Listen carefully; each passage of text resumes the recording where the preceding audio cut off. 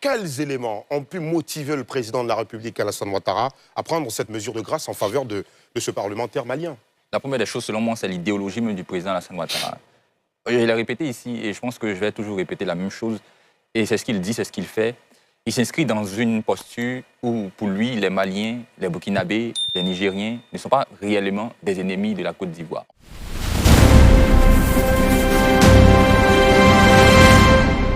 C'est une décision qui fait énormément parler en Afrique de l'Ouest.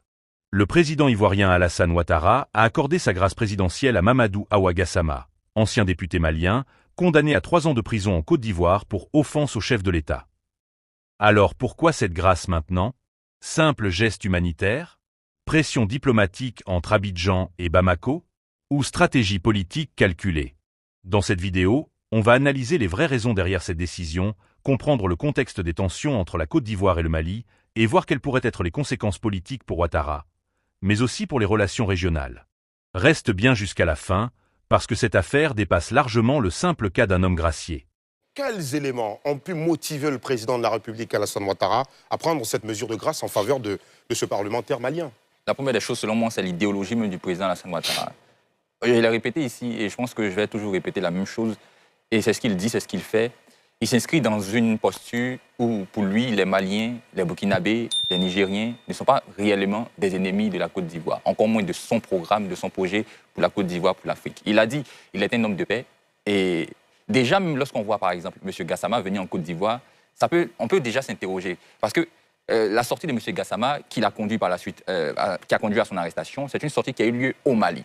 Une sortie qui a eu lieu également pendant une période, on pourrait dire lointaine. C'était en 2022. Parce qu'il a arrêté en 2026 en Côte d'Ivoire. Donc 25.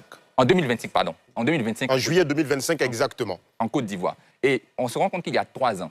On pourrait dire, peut-être qu'il a tenu ce discours, il doit avoir peur de venir en Côte d'Ivoire. Parce qu'il va se dire, ah, l'ennemi dont je parle est là-bas. Il va m'arrêter si j'arrive en Côte d'Ivoire. Mais il n'a pas cette crainte-là. Il n'a pas ce calcul-là. Ce qui fait entendre déjà que peut-être que ce qu'il a dit, ou certainement que ce qu'il a dit, il n'a rien à voir avec ce que lui-même pense foncièrement. Parce que s'il croit que la Côte d'Ivoire... Ou peut-être qu'il a oublié. Parce qu'on était dans une période de tension, il l'aurait dit, peut-être face à un sentiment de nationalisme beaucoup élevé à cette époque-là dans le pays, et il a oublié. Si c'était un citoyen lambda, oui. Mais là, on parle d'un homme politique. Et je pense que les hommes politiques, dans l'expression de leur fonction et certains propos qu'ils tiennent en fonction, ils font vraiment attention à ce qu'ils disent, ils calculent bien ce qu'ils disent. Donc moi, je pense que ce qu'il a dit, il savait et il n'avait pas oublié qu'il l'avait dit. Donc quand il vient en Côte d'Ivoire déjà, ça laisse entendre que la Côte d'Ivoire était ouverte pour le recevoir. Et le recevoir finissant par son arrestation, ça laisse aussi le sentiment selon lequel, parce qu'on le dit, c'est vrai, on peut être frère avec le Mali, le Burkina, mais par moment, il faut sanctionner. Donc si on a eu cette arrestation, ça pourrait également s'inscrire dans cette dynamique-là, de sanctionner par la suite quelque chose qui allait à l'encontre de la Côte d'Ivoire. Et lorsqu'on arrive à sa libération, c'est aussi un signal pour dire, c'est pas forcément ce que vous avez dit qui va nous empêcher d'être avec vous en tant que frères, etc. Mais il fallait aussi envoyer un signal pour faire entendre qu'on n'est pas du tout d'accord avec cette manière de se comporter-là. Docteur Kamenan. Oui, dans les conditions de son arrestation, si je me rappelle très bien, il était venu pour des raisons familiales. Des raisons familiales, il y avait des funérailles au nord. Et lorsqu'il devait repartir, c'est à l'aéroport, il a fait un scandale. Et c'est à partir de là, comme il faisait du bruit, que les policiers l'ont interpellé pour juste comprendre un peu ce qui se passait. Et c'est dans la révision des vidéos qu'ils se sont rendus compte que c'était quelqu'un qui avait proféré des menaces. C'est à partir de cela qu'il a été arrêté. Ce qui signifie même qu'il n'avait même pas été calculé, on pourrait le dire ici. Bien sûr. Voilà. C'est-à-dire que dans sans le tapage à l'aéroport, voilà, il serait retourné tranquillement. Voilà. Donc il n'était pas d'abord dans la vision d'être arrêté par les autorités. D'autant plus qu'il avait produit des vidéos vraiment à caractère outrageux. Donc ça, c'est l'un des aspects que je voulais souligner. Et c'est dans le même sens ce que je qualifie de la grandeur du président. C'est-à-dire que quand vous écoutez les propos qui ont été donnés dans l'espace AES, surtout par un élu, c'était des propos appelant à l'assassinat même du président. Ce sont les thèmes qui étaient envoyés. Mais à partir de ce moment-là, celui que vous demandez à ce qu'il soit désactivé physiquement et celui qui vous donne l'opportunité de vie, je pense que le message est clair. C'est de désactiver toutes les représentations liées même au président et à l'État qu'il conduit. Ça, c'est un. Et ça pourrait désactiver toutes les ressources qui sont activées même en faveur de la déstabilisation de la Côte d'Ivoire. Puisque nous entendons par des informations non regroupées des attaques terroristes qui se profilaient. Mais je me dis qu'au regard de cette action-là, les gens peuvent se poser la question si ce qui est annoncé concernant les intentions de la Côte d'Ivoire en faveur de l'AES, est-ce que c'est vrai? Donc, pour moi, c'est un acte à saluer. Et j'ai constaté dans la vidéo qu'il était en bonne santé. Comme il était en bonne santé. D'ailleurs, il l'a dit, hein, il a dit que tous les petits bobos qu'il avait ont disparu. Voilà, il était en bonne santé quand on l'a arrêté. Il a été en bonne santé quand il a été remis. Ça, c'est l'esprit de la Côte d'Ivoire. Alamine Fofana. Le président Alassane Ouattara est constant dans sa démarche, pour moi. En politique, il est important aussi de mesurer ses cartes par rapport à la menace. Voilà. Il y a beaucoup de larmes, mais on n'a pas besoin forcément d'une hache pour couper un fil. Donc on peut utiliser simplement une larme. Si vous cherchez aujourd'hui une preuve vidéo du président Alassane Ouattara qui répond à M. Gassama, il n'en existe pas. Mais on a un discours de contradiction d'un individu par rapport à lui-même.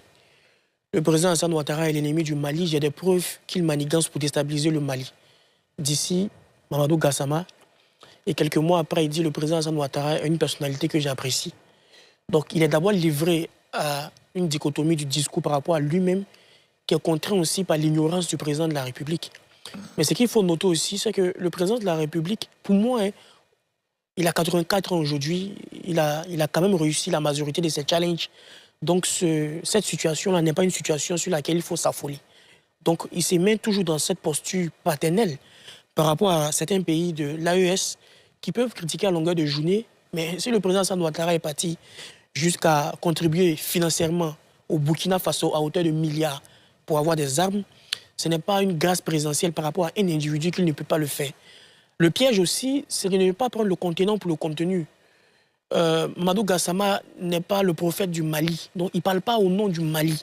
Donc il ne faut pas aussi étendre sa personne à l'ensemble des Maliens ou bien à l'ensemble des initiatives du gouvernement malien.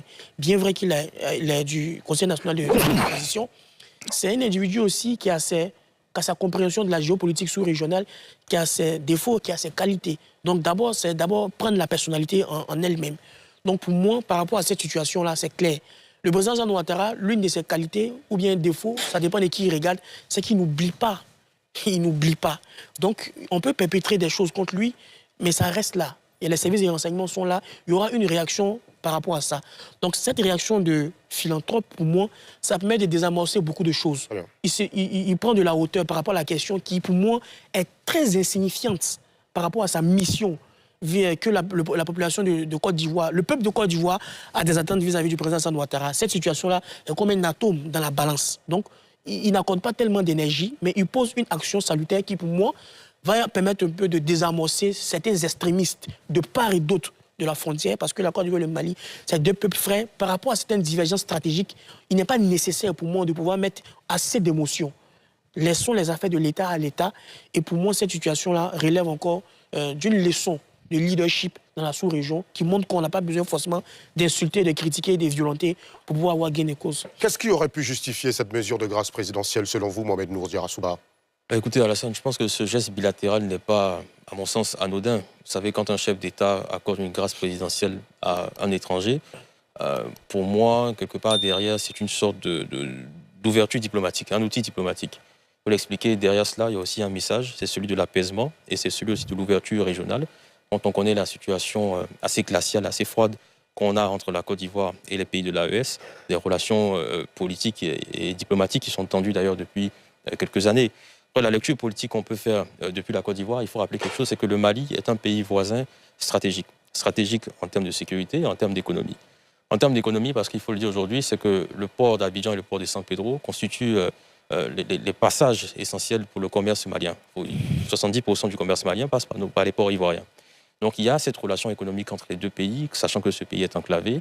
Au-delà de cela aussi, le volet sécurité est important parce que le Mali étant confronté aux questions terroristes, cela impacte notre sécurité. Donc réchauffer les liens entre la Côte d'Ivoire et le Mali à travers ce genre de gestes diplomatiques, ce genre de gestes d'apaisement, peut plus ou moins apaiser les tensions qu'il y avait quand on sait qu'il y a quelques semaines, au Burkina Faso, le président de la République a envoyé donc le ministre délégué aux Affaires étrangères, qui avait été reçu par son homologue burkinabé.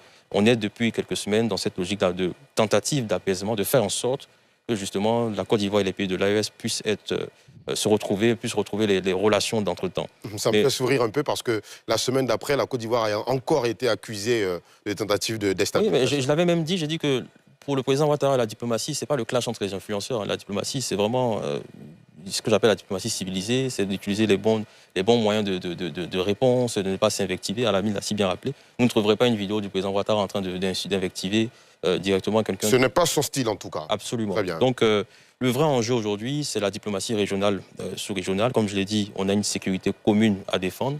Ce qui se passera au Mali peut impacter la Côte d'Ivoire. Ce qui se passera dans les autres pays de l'OAS peut impacter la Côte d'Ivoire. Très bien. Cheikh Oumar Doumbia, c'est un compatriote, Mamadou Awa Gassama, il retrouve aujourd'hui la liberté. Qu'est-ce qui, selon vous, a justifié déjà cette mesure de grâce présidentielle du président ivoirien, Alassane Ouattara? Et puis, pour vous qui êtes malien, est-ce que vous pensez que ça pourrait changer les choses dans la situation actuelle entre le Mali et la Côte d'Ivoire? Je pense déjà qu'il y a un message. Moi, j'ai réfléchi à ça sous beaucoup d'angles. Et c'est un message que ça envoie et dont il faut tenir peut-être toute la plénitude, surtout aux jeunes.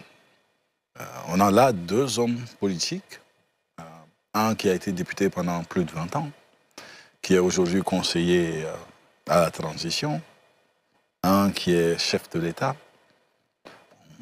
à peu près la même tranche d'âge, mais différentes façons de procéder. Un qui se permet de s'asseoir à la télé, d'aller à la télé et de dire des choses qui ne lui font pas honneur à lui-même. Parce que bon, et quand je dis ça, c'est pas simplement s'en prendre au président Ouattara. Gassama, c'est une longue histoire de ce type de sortie médiatique. Et un autre qui, ils l'ont tous témoigné, qui a un style tout à fait différent, qui reste concentré sur les enjeux, qui évite la petitesse, qui évite les échanges verbaux non cordiaux. Moi, je pense qu'il y a une leçon pour nous qui sommes jeunes, se dire, on a le choix.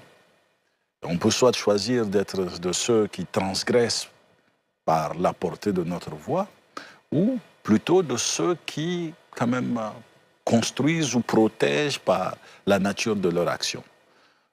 Si j'étais le président Ouattara, en toute sincérité, je n'aurais pas fait ça.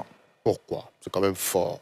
On parle d'un acte d'humanisme pour certains. C'est ce que je dis. Je dis si j'étais. Ouais. Et heureusement que je ne le suis pas.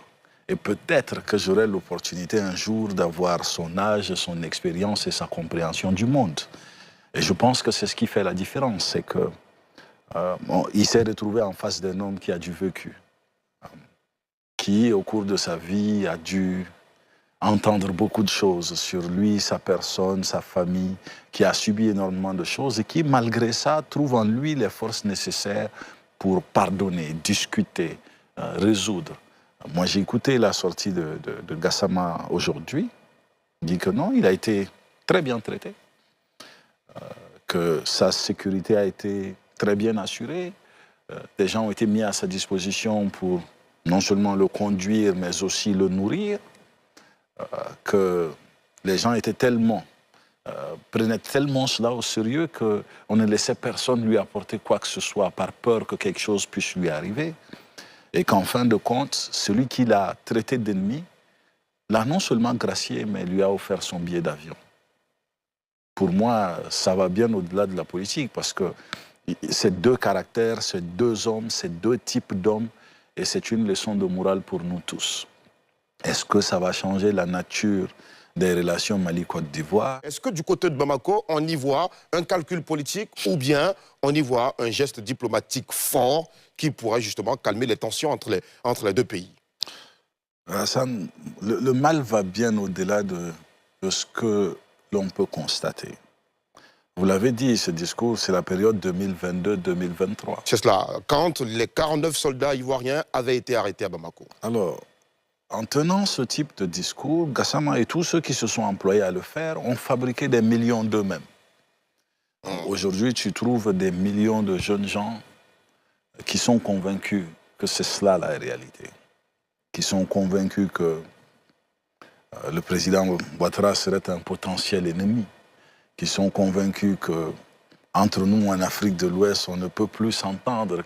Donc le mal C'est pourquoi je dis, cette situation elle est beaucoup plus importante pour les jeunes à observer que tout autre. C'est le meilleur profit qu'on puisse en tirer. J'ai regardé un peu sur les réseaux les réactions. Certains sont contents pour Gassama. D'autres pensent que non, c'est un grand coup de théâtre. Et chacun se fait une idée. Il y a beaucoup Mais tout ce qu'il faut quand même retenir, c'est que le président Ouattara n'était pas obligé. Mais il faut aussi se souvenir que depuis que Gassama est là, en tout cas de façon officielle et publique, il y a eu zéro réaction du gouvernement malien. Pas un communiqué, pas une prise de parole, rien. Moi, je n'ai quand même pas vu. Donc, je ne pense pas qu'il y aurait une réaction publique à cela.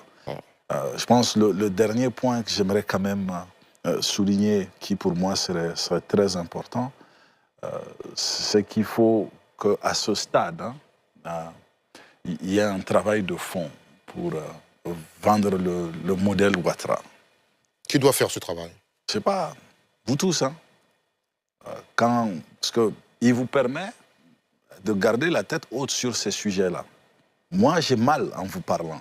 Ouais, on le sent, on le sent clairement dans votre Et ça, ça n'a pas de prix, en fait. Ça n'a aucun prix. Donc, faites en sorte que ce type de comportement, ce réalisme, ce pragmatisme puisse perdurer le plus longtemps possible chez vous. Et un dernier mot, j'aimerais saluer l'avocat de Maître Konaté. Qui d'ailleurs, Cheikh Oumar Doumbia, ce serait, de ce qu'on apprend par certains de nos confrères, impliqué personnellement auprès des autorités ivoiriennes pour que cette mesure de grâce-là puisse être obtenue. Et il faut lui reconnaître la grandeur que nous sommes en train de reconnaître au président Ouattara. Il faut le reconnaître à Ismaël aussi, à Konaté, parce qu'il a été lui aussi vilipendé, insulté par la même personne. Et quand il a même accepté le dossier, nous autres, on se demandait, mais qu'est-ce qui se passe? Mais bon, comme je le dis, peut-être parfois, nous, on a la rigueur de la jeunesse, mais ces hommes ont fait preuve de beaucoup de sagesse en prenant cette décision. Et on espère que Gassama saura en tirer les bonnes leçons et que ceux qui, comme lui, s'adonnent à ces activités en tireront les bonnes leçons et que nos pays reviendront à de meilleures relations. Au final, la grâce accordée par Alassane Ouattara à Mamadou Awa Gassama soulève plus de questions qu'elle n'apporte de réponses. Geste d'apaisement diplomatique, calcul politique stratégique, ou simple volonté de tourner la page? Une chose est sûre, cette décision pourrait influencer les relations entre Abidjan et Bamako dans les mois à venir, et peut-être même redéfinir certains équilibres dans la sous-région. Donnez-moi votre avis en commentaire. Est-ce une décision courageuse ou une manœuvre politique? Aimez la vidéo si vous aimez ce type d'analyse, abonnez-vous pour ne rien manquer de l'actualité politique africaine et surtout activez la cloche pour rester informé en temps réel. On se retrouve très bientôt pour une nouvelle analyse.